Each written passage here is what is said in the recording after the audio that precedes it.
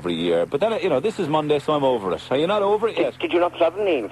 I didn't travel. No, I'll go to the Wales game, I think. Well, you can imagine only how I feel. I've been over there since Friday, got back yesterday. I'm less a grand off and embarrassed into the thing, When did you travel? I travelled on Friday afternoon, Neil, and I got back yesterday. But I can tell you, I was embarrassed, and I'm £1,000 out of pocket over it, But you not have a good weekend? I mean, who'd you travel with? A few of the chaps myself. The chaps? Yeah. From the club?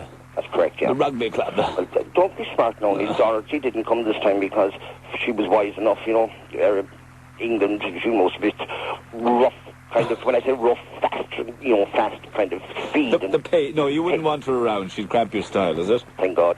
Oh, dear me. So where did you and the chaps stay? We stayed in the Copperthorne, Neil. The where? The Copperthorne. The Copperthorne? Yeah, near Lingus Hotel, Oh, the Copthorne? Yeah, well, we call it the Copperthorne, actually, is the correct pronunciation. So would there have been a good buzz there at the weekend with the Irish return? A very good buzz there Friday night, Neil, and it was like a funeral home on Saturday night.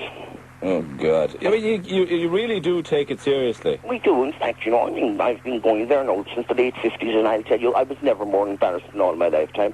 My God almighty, what a defence we have. They wouldn't tackle a good dinner, Neil.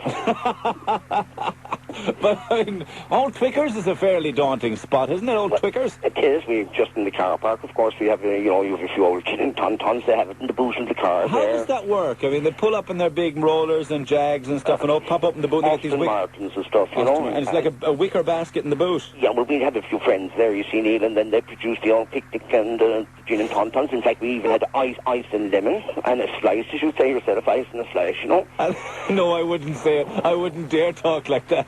Be associated with you guys. Why would I be seen dead in a sheepskin coat, for that matter? So you just kind of, you sip away in the car park? We sip away in the car park for an hour or two. Then Neil, there was, of course, the hospitality. We were there with the Irish Permanent, had the works, and we went in there. I'll tell you, Neil, I intended to stay inside there at half-time, and we went in for, a fast one at half-time. I said to the boys, we'll stay there. But in fairness to the chaps, I said, look, we've come this way, we'll stick with them. And I can tell you, stick with them is the name of the game, Neil. They were appalling. Did you not have an opportunity to shout from the sideline, or were you behind glass in your corporate boxes? My dear man, I put my head down and ducked. That's why I was ashamed to be Irish. And that Ireland's called the greatest joke of a thing of all time, shoulder to shoulder. For the love of God, wouldn't they pull themselves together and get the Irish national anthem out? I know they sing it now at home games, like home fixtures, they do sing both songs. Yeah. What's gone wrong? Surely, maybe it's Munster should be turning out and not Ireland. You've got it in one, Neil. They've heart and guts. And, I mean, that's what those other fellas are lacking. For the love of God, Conor O'Shea, I wouldn't have him on a hockey team, or a picky team either, for that matter. And, I mean, you can't tackle in hockey. I still wouldn't have him on the hockey team. And not to mind that fella Humphreys, for the love of God, did you see him? And every time he'd take a kick at goal, he'd have to take off his headband. Neil, that fella wouldn't kick wind.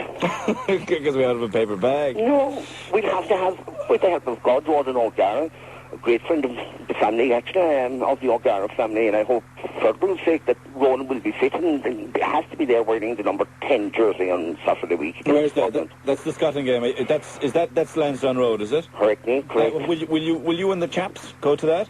Well, I tell you, for the first time ever, we discussed it yesterday morning inside the hotel, and we said, will we retire ourselves like the team should?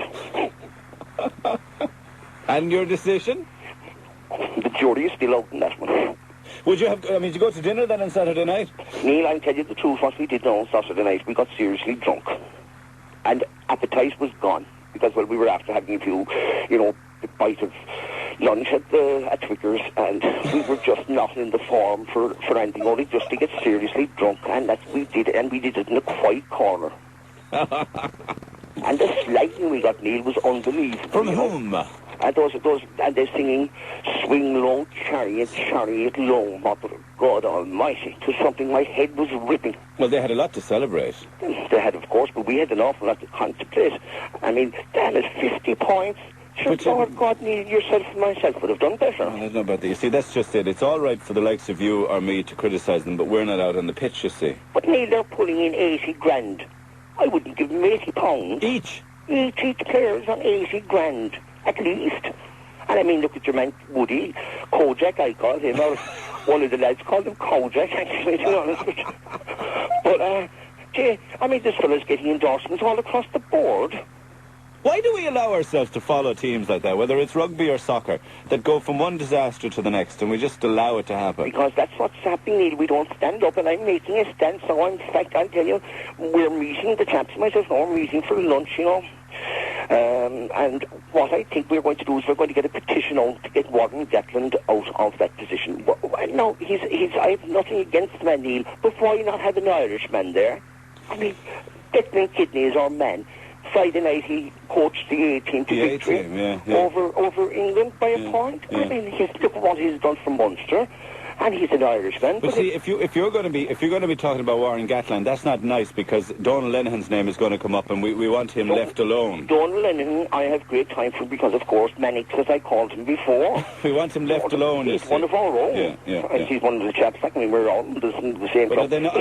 He's responsible. Sorry now, Neil, I must come across here now, Neil, and drive 1 point home. Mannix is a voluntary position. He's non-payable. What kind of money would Gatland be pulling down then, do you know? Well, if the players are on 80, Neil, he must be on the 6 figure. Good God. I know what I'd give him, a one-way ticket back home. But is it that the English are fit and they're on special diets and special training regimes, and we're on, chicken curries and pints of Guinness and... Good God, no, Neil. They're fitness advisors. They're staying in the best of hotels. They're training twice a day.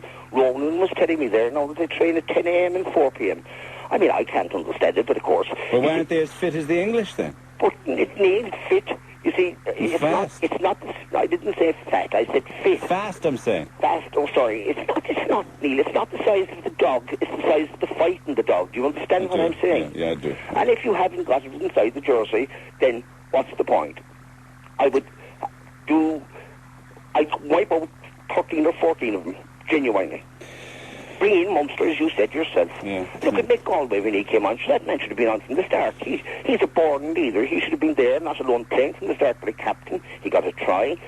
Mother of God. Would you not think a changing sport, maybe following, I don't know, Cork City, or following the Cork hurling team or something like that? Well, no. Get more of a return. I go to All-Ireland semi-finals and finals, as you know. Typical, yeah. But I'm seriously thinking of taking up some kind of knitting or sewing or something, you know, because this is stressful. £1,000, and that's sterling, mother of God almighty, Neil. Who makes money out of this sterling, Neil? Could you tell me? We never do anyway. It's a complete rock. Did you bring anything back for Dorothy? Pardon? I said, did you bring anything back for Dorothy? I brought myself back, Neil. Not buy her a gift in duty-free or anything? The duty-free is past tense now, as you know better than I do. Dorothy's not short at all. She's out in the course playing golf this morning. May God forgive you. Would you not bring her home a new putter or something? Are you trying to imitate me or something? No. Would you bring her back a mink stole? I didn't bring her back. Didn't I look after her?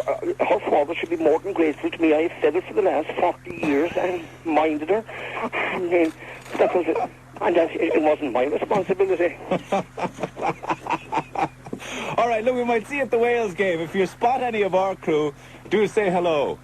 But from a distance... When I get $2.5 then say that, Neil. No, just say hello. No, I thought you said don't say hello. No, do say hello, but... What are you confusing me now, Neil? We wouldn't be... One of the chaps rang me last week, and I said I listened to Cork 96 and 103 FM. I got some mercy for flagging out in the club from the other chaps. It'd be like throwing apples into an orchard. Absolutely. Oh, God, no, not after last weekend. Listen, adieu, so Neil. Adieu. We'll see you at the Wales game then with coat and cigar, no doubt. No doubt. Okay, but the Scottish game, of course, first. Well, you're a better man than me. God bless you. Bye-bye. Cheerio. Toodaloo.